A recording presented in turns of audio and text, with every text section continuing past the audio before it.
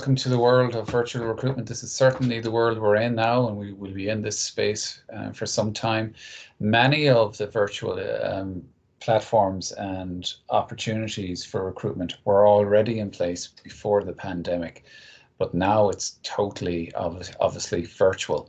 So you may have had opportunity there to visit the virtual careers fairs for ourselves that took place on October 8th. UL had the largest graduate virtual careers fair in the country, so that was a great success. And during that time, hopefully you connected with some Q&A and some chats with employers. Other aspects of virtual recruitment include chatbots, live chats, and any other, I suppose, digital opportunity to engage. Employers are rushing to make these available for potential graduates. You have your traditional video, online or telephone interviews. They'll currently exist. And then today we're going to take a closer look at virtual, or sometimes known as digital, assessment centres. Where everything fits in the process. Well, I mentioned the virtual careers fair. Potentially that could be your first introduction to a particular employer, the first discussion you have, and you're encouraged then to apply online. That could be a CV or an online application form, or both. Following on from this, there might be a Q&A form, an online network event, and indeed that can come before you make the application, and they can give some guidance on how to best apply for the roles and cover any questions that students might have in relation to their, maybe it's a grad program or whatever opportunities they have. Typically then you might get sent a link to conduct a psychometric assessment online. So psychometric assessments can compile of, numeric or verbal reasoning or situational judgment tests, and we might get a chance to talk about those in a little more. Having gone through this process, you then will probably be called by a recruiter. That could be a phone screen. It might be an email asking you to do a recorded video. So this is a one-way video where the questions will appear in succession and you literally just record into the platform. Not the easiest thing in the world to do, but becoming more and more common. Aside from this, there's also live video interviews. So this could be through Skype or Zoom or Microsoft Teams. And you could have more than one of these, so you might get scheduled a number of them in one day where they have different line managers from the business speak with you. And generally speaking, your virtual assessment centre will fit at the end of this. You're not going to face a virtual assessment centre for every role, for every company. Generally speaking, there's companies that would have large scale recruitment processes would favour assessment centres because they're a quick and economic way to get through large numbers and to have a look at individuals in different exercises, and they're very, very effective in making that hiring decision aside from your traditional 1 hour interview. So that's where the virtual assessment centre may sit in the overall recruitment process. So just to get rid of this here, mute that there. So an overview. It's normally in the final round of the process. You're not competing against really the other students that are in your group in the assessment centre. You're literally competing against yourself. Some assessment centres can select 80% of the candidates that attend the assessment centre, and another day in another company they might take no one that day. So it's very much the fit and the criteria in the background that the companies are setting from themselves, and this is probably the toughest part of the assessment centre, not knowing what that criteria is, and companies don't generally tend to share that. What to expect, it's a high intensity, it's a multi-activity exercise with several assessors scoring you along the way. And we're going to look at that in more detail in a moment. So your university group work is going to help you prepare for that, so a lot of courses will replicate what you face in the industry by having to get through a piece of work with a group or a team and to hit a deadline and to deliver. In an assessment centre, you'll be doing something similar, although the deadline will be a little bit shorter and the body of work will be deliberately designed to be finished within that exercise. So how best to prepare for a virtual assessment centre? Well, what to expect, first of all, I mentioned getting links to psychometric assessments, etc.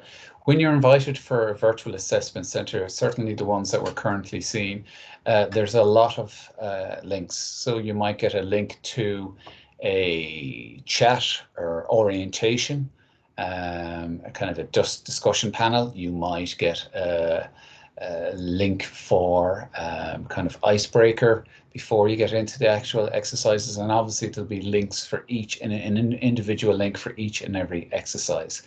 Now, normally these exercises, and I'll give you a look at a kind of a sample timetable, won't come back to back. So that's important to say. They will give you breaks, just rest time away from your computer, and you're told to come back at a certain time.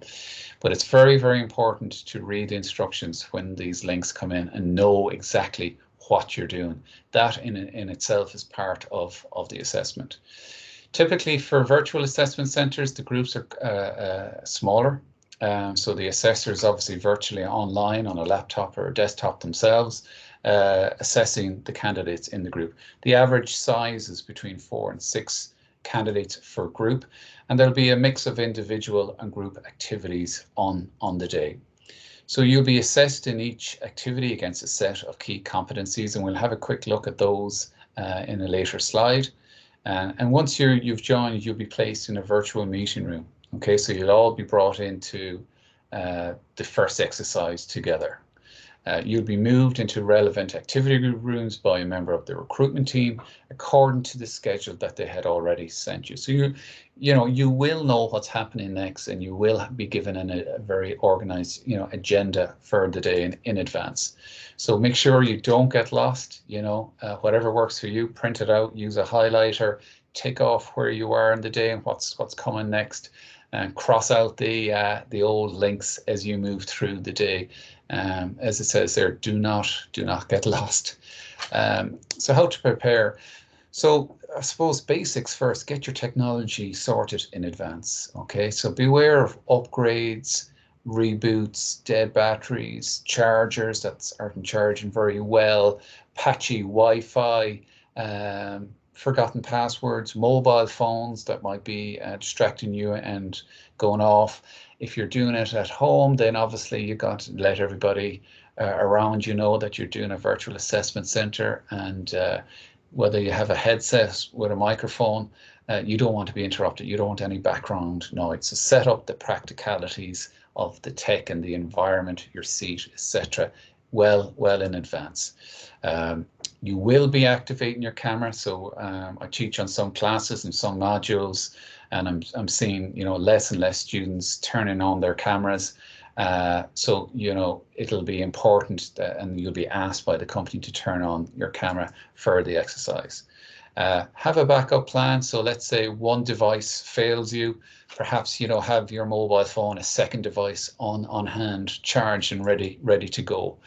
And you should really practice presenting to a camera. Lots of the assessment centres will have individual presentations. Now these aren't very long. They could be just 2 minutes, something along the lines of tell me about yourself. But I mean, if you're given 2 minutes, you need to understand the length of 2 minutes when you're speaking. So you need to kind of record yourself in advance and know how much fits into 2 minutes. Again, you'll get a lot of the details of the exercises well in advance of the day. So do put some practice in, and practice having a discussion with a group of friends, perhaps via Zoom, where you discuss a topic. So if there's several of your class or your friends going for a particular grad program, you know there's going to be a discussion or an assessment center, you could Google online, take some discussion, some dilemma, put it out on Zoom and have a discussion, and just, that's probably the only way you're going to practice, the virtual environment and how discussions and people talking over each other, etc. I'll give you some tips, obviously, later in this slide deck on what's best practice when you're in group discussions. So engage with the green dot as if it was a person. So what they mean by that, if you have an assessment center and you're brought into a virtual platform, and it's a go live, the green dot refers to when you're live and you're talking into the camera on the laptop. You still have to build rapport with the people on the other side. So just remember that. Some people put a little sticker to remind them just up where they should be looking, not down maybe on the screen or at the keyboard, but to look at the camera. Certainly when you're doing the individual presentation part, you should be, have a warm smile and engage the camera as if you're, the person themselves are in. And again, make sure that your background is professional, no distractions, learn, maybe Google the likes of Zoom and Teams, how to change the background. There's functionality where you can blur out the background. I know people don't have the cleanest rooms or wherever they're doing it, or you can put up a false background of a clean office or something. These are all features on Microsoft Teams and Zoom, etc. So it's good to maybe Google and learn how to do that and take some notes and get that set up early in the morning or afternoon or wherever your assessment center is starting. And dress as if you're attending an interview. So it's very, very important to have the first impression right. We always say in the career service that you should dress for your target environment. So if you're working in the legal or banking industry, it may be a dark suit. It might, if you're working for a multinational, it might be a shirt, casual wear, etc. So you're the best judge, I suppose, to do your research in advance and know what the norm is. Better to be on the safe side than, I suppose, disappoint and maybe go too informal for a particular brand or company. Okay, so I promised I'd show you a sample timetable for an employer's virtual assessment center. So here's a typical morning assessment center. You see at 9 o'clock there, the candidate logs onto the system. By 9:15, the employer starts the introductions, and the candidates introduce themselves to each other. Remember, the group could be a small group from 5, 6 students. So you remember the names and have your real name set up on the profile.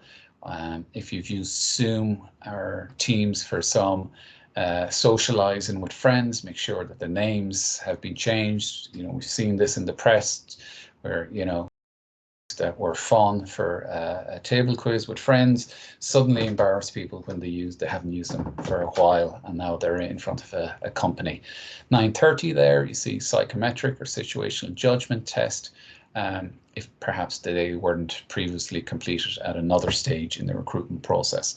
10 o'clock, candidate has reading time for a case study. Sometimes you may get to pre-read the day before, which depends on from company to company. 11 o'clock there, candidate has an individual presentation and a Q&A on a case study with a senior manager. 11:45, the candidate interviews with his associate or perhaps a recent graduate from that organization. Then there's a log off at 12:15 to 1 o'clock for a lunch break.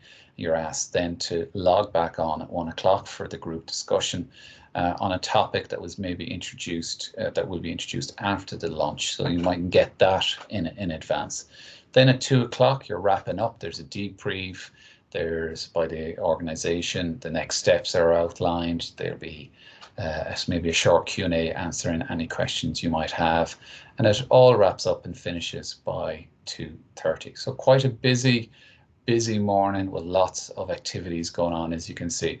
That's not an exhaustive list. As I said, it changes from company to company. So each company is different in how they design and what they set for their own online assessment center. Here is a sample of providers. I was hesitant on putting this up because literally the list is exhaustive. There's so many providers, and any company can pick any provider that they want to work with them. But this is just a few providers that I'm familiar with myself. So you can maybe go and do your own research. But the list, as I said, is not exhaustive. It's just indicative of some of the brands that I've come across myself. So what are recruiters looking for when they put you through these various exercises? At the core of this is they want you to demonstrate graduate skills and competencies. Okay, so just coming back to the word competencies, this is your ability or attitude when exercising a particular skill. You see the table there, and it has some of the typical assessment center activities. The first one has a group discussion. So underneath that are 2 competencies, teamwork and drive and determination. And then there's a task activity, and there's 2 competencies there, communication, planning and organizing. The presentation, which is likely to be an individual presentation, you can see it's slightly blocked out there, but it's oral communication and persuasiveness in your 2-minute introduction. And then maybe the final pillar of this sample assessment center is psychometric assessments. So that's looking at your accuracy under time pressure and your efficiency, again, under time pressure. And they're looking for your fit for the role and the organization. And again, the company will set out what competencies, and they should tell you in advance what they're looking for, but they may or may not do that.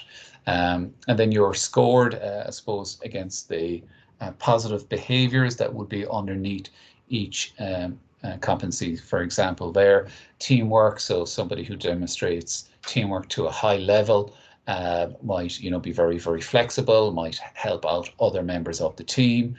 They might help those that are struggling and bring them along. So there's several different positive, I suppose, attributes under each and every competency. What exercises will you have to do? And again, this is not an exhaustive list. This is just a sample. So the first might be an icebreaker at the start of the day, and this is just virtually to get you to loosen up, I suppose, and relax the candidates with your fellow teammates. It could be something about yourself, or something funny, or something that you have about your life, and etc. Just to introduce yourself. Then obviously one of the mainstays of virtual assessment centers are the group discussions, where you'll be given maybe a text to read. There'll be some questions, and you'll be given time to read individually, and then you're given more time as a group to decide what you want to do. And these often can be business cases as well, so these can come out as like a business case study. I've mentioned psychometric tests before. They tend to look at numeric ability, or verbal reasonings, or situational judgment. Situational judgment would be a particular scenario is given to you. There's no wrong or right answer. There's just 4 different ways it could possibly be done, and they're looking to see what's your preference in relation to that scenario. Following on from that, there's role plays. These tend to be, again, aligned to the position or the organization. Social events, again, these could be mini icebreakers, or there could be a wind down after the assessment center, or just a get to know you before the assessment center.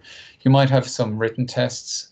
This could be your response, kind of essay type, to some sort of business dilemma or challenge that is set by the organization. These are different slightly to in-tray or e-tray exercises that are mentioned down below. The in-tray or e-tray exercises tend to be very, very similar to business simulation. So this would be, you would get pieces of information emailed to you or the group in small periods of time. So you might get sent a PowerPoint. You're trying to make, I suppose, sense of that. Maybe the boss is away, and you're asked to present in place of the senior person, and then the pieces of information that make up the presentation start to be drip fed to you, but they might twist or change the scenario at the last minute, and they're obviously looking to see how you react. And that's just one of many examples, but they tend to fit in the E-tray exercises. And then finally, there's presentations. So the group presentation could be on the back of a challenge or a case study, and they want you to as a group to present back. I would say more likely on a virtual environment, they'll look at an individual presentation, and that could be just your communication. And it can, as I said earlier, it could be something simple like tell me about yourself. So there's just a sample of the amount of activities that any particular virtual assessment centre can have. Unlikely to have them all, but just to be aware of them, I suppose, introduce some research in advance of any recruitment process that you might be in. So finally, some tips for assessment centres. The very, very first tip, and very, very important, is to listen very, very carefully to the instructions. It's a long day, and maybe your attention span can maybe stray. It's very important, particularly at the instruction part. I'm involved in assessment centres and giving assessment centres myself, and it's amazing how groups can go off in the wrong direction because they didn't listen to the brief at the start. So if you absolutely have to give 100% attention when they're giving you the brief. If you're in a group scenario, it's very important to summarize before you move on. Okay, so there's, you have to go around and make sure that everyone has had input as a group, and as a group you decide in uniform, not just one or two members taking over and going off in one particular direction. Things can get very heated, especially under time restrictions. A good way to kind of lighten and maybe improve the team morale is to use some humor. Obviously, you're the best judge at how appropriate that is, but we've seen it. It's very, very effective, along with creativity. Thinking outside the box, there's the image shows, is very, very appealing to companies. So there's several ways to do things, and it always amazes me how the innovation that you will see in different groups compared to others. Quality versus quantity of participation. So it's not about your voice being heard the most, more often than others will win the day. It's a sensible approach to the discussion, and to be able to listen and then give more of a quality response rather than bulk quantity. As it says there's nothing virtuous about saying nothing. So you cannot get any grade if you don't participate. Okay, so you will be marked down if you didn't give a consistent contribution to the discussion. If you are assigned as a leader, invite volunteers to keep the time and to take note. That's part, I suppose, of any volunteering duty. In fact, timekeepers and note takers, is a valuable role in itself, because you're being noted and seen and heard throughout the discussion. And don't be afraid to challenge. Do not blindly accept decisions, etc. But if you are, I suppose, disagreeing, do so calmly and politely, and do recognize the quieter members of the group, and before moving on, invite their input, or ask for permission to move on, that everybody is in agreement that they're happy enough to continue at that point. So hopefully those particular tips in particular from our own experience are very, very valuable when you're in an assessment centre. What I'm giving you here is the provider that we use called Team Focus, and the URL is there, .co.uk. There is a huge amount of psychometric and other types of tests in this environment. They're all very distinct and very, very separate. But I suppose if you were to get an email from an organization and have an idea of what is going to take part as part of the recruitment process, you certainly will find a lot of the tools that you'll be tested on with the in Team Focus. So it's free for UL students. You just go up to the test taker button on the top right corner, put in your UL email and student password, and you'll get into a landing page here. You can take tests, explore tests. This is slightly different, it's more for career search on the right. So just another tool that's free of charge for UL students and well worth exploring.